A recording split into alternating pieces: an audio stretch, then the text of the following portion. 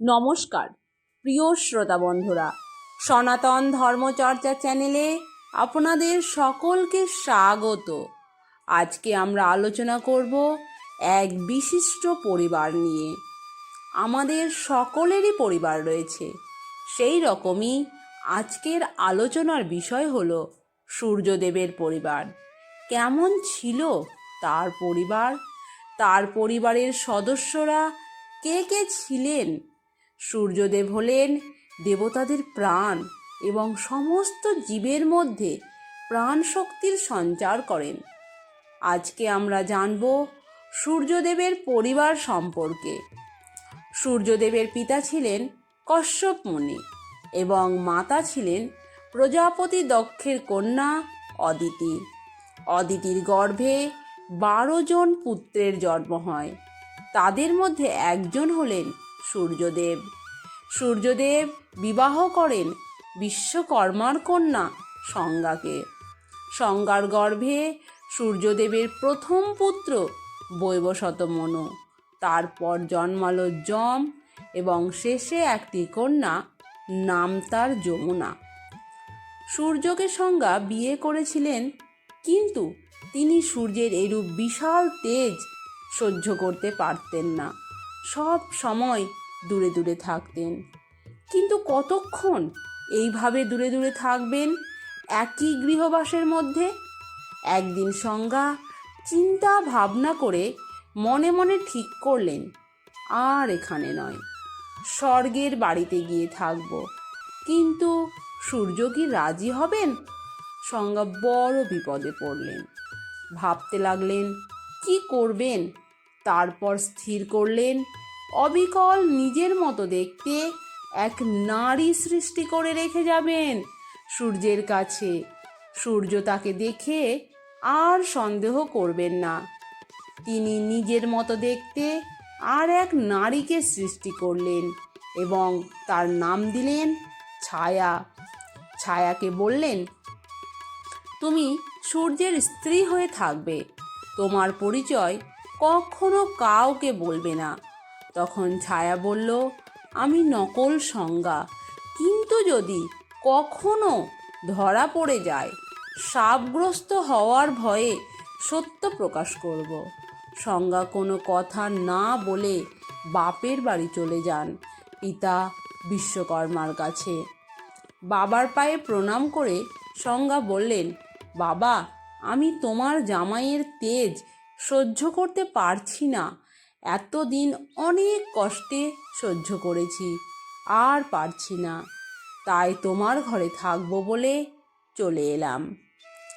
মেয়ের কথা শুনে পিতা তাকে ভর্ৎসনা করলেন, না সঙ্গা, এটা তুমি ভালো করনি, তুমি তোমার স্বামীর কাছে ফিরে যাও।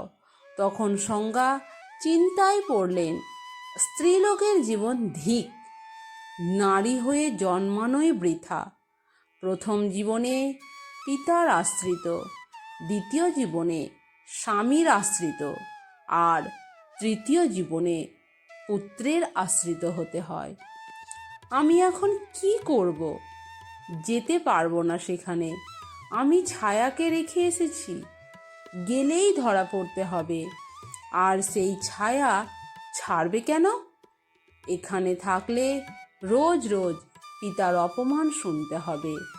তাহলে এখন আমার মঙ্গল হবে কেমন করে? অতঃপর সঙ্গা ঠিক করলেন তপস্যা করবেন তিনি বরফের রূপ ধরে উত্তর মেরুতে গেলেন। সেখানে সর্বলোকের অজ্ঞানতা দূর করবেন। স্বামীর তেজ সহ্য করবার উদ্দেশ্যে কেবলমাত্র লতাপাতা খেয়ে কঠোর তপস্যা করতে শুরু করলেন। সূর্যদেব কিছুই বুঝতে পারলেন না। ছায়াকেই পত্নী বলে মনে করলেন। ছায়ার গর্ভে শনি নামে পুত্র ও তপতি নামে কন্যাকে সৃষ্টি করলেন। এখন ছায়া সঙ্গার 3 ছেলে মেয়ে ও নিজের 3 ছেলে মেয়ে নিয়ে মোট 6 জনকেই দেখাশোনা করছেন। কিন্তু স্বাভাবিকভাবেই নিজের সন্তানদের বেশি স্নেহ করতেন। বৈবশত মায়ের এমন আচরণ সহ্য করে নিতেন, কিন্তু যম তা সহ্য করতে পারলেন না। খাদ্য সামগ্রী, অলঙ্কারাদি আর লালন পালনাদি ব্যাপারে উত্তম, শনি ও তপতির প্রতি মায়ের বেশ অনুরাগ দেখে সহ্য করতে না পেরে বাল্যাবস্থায় ক্রোধবশে পা তুলে মায়ের প্রতি তর্জন করতে থাকেন। তখন ছায়া যমকে শাপ দেয়, তুমি আমাকে আঘাত করবার জন্য যে পা তুলেছিলে সেই পা তোমার খসে পড়বে। শাপ শুনে যমের ভয় হলো। এক ছুটে চলে গেলেন বাবার কাছে। বললেন, বাবা, মা আমাকে অভিশাপ দিয়েছেন। মা সব ছেলে মেয়েকে সমান চোখে দেখবেন, কিন্তু তা না করে উত্তম, শনি ও তপতির প্রতি বেশি স্নেহ দেখান। তাই আমি রেগে গিয়ে পা তুলেছিলাম, পদাঘাত করিনি। তাতেই মা শাপ দিলেন। বাবা, মায়ের শাপে আমার পা যাতে খসে না পড়ে তা ব্যবস্থা করুন। সূর্য বললেন, মা কখনো পুত্রকে শাপ দেন না, ছেলে যতই অপরাধ করুক। আমার মনে হয় তিনি যে তোমাকে শাপ দিয়েছেন নিশ্চয় তার কোনো কারণ থাকবে। কৃমিতে দংশন করবে তোমার ওই পায়ে, সেজন্য পুঁজ হবে। তারপর সূর্য অন্তঃপুরে পত্নীকে বললেন, পুত্রেরা সকলেই সমান, তবুও তোমার স্নেহ কনিষ্ঠদের প্রতি বেশি কেন? ছায়া কোনো উত্তর দিলেন না। তখন সূর্য ধ্যানযোগে সব কিছু জেনে অভিশাপ দিতে উদ্যত হলেন। তখন ছায়া সব কথা তাকে জানালেন। ছায়া সত্য বলায় সূর্য তাকে অভিশাপ দিলেন না। ক্রোধান্বিত হয়ে সংজ্ঞার সঙ্গে দেখা করতে বিশ্বকর্মার বাড়িতে গেলেন।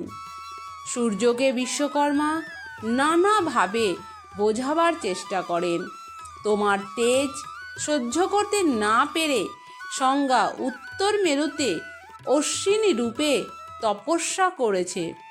তার উদ্দেশ্য যাতে তোমার তেজ সে সহ্য করতে পারে। তারপর বিশ্বকর্মা সূর্যের অনুমতিক্রমে তাকে বুকে জড়িয়ে চেপে দিলেন। তাতে সূর্যের তেজ কম হলো।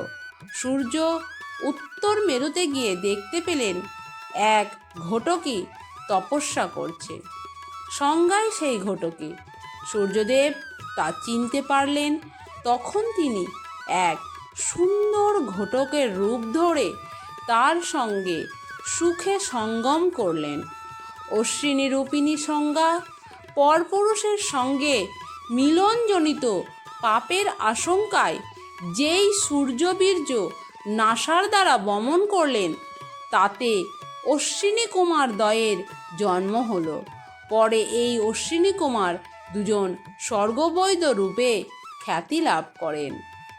সংজ্ঞাকে তার নিজস্ব রূপে দেখতে পেয়ে সূর্যদেব তখন আপন রূপে প্রকাশিত হলেন। সংজ্ঞা তখন সূর্যের কমনীয় রূপ দেখে আনন্দিত হলেন। এই ছিল সূর্যের সংসার। ভিডিওটি ভালো লাগলে অবশ্যই লাইক করুন এবং ভিডিওটি কেমন লাগলো তা কমেন্টে জানান। চ্যানেলে নতুন হলে চ্যানেলটি সাবস্ক্রাইব করতে একেবারেই ভুলবেন না, আর পাশে থাকা বেল আইকনটি প্রেস করুন নতুন ভিডিওর আপডেট পেতে।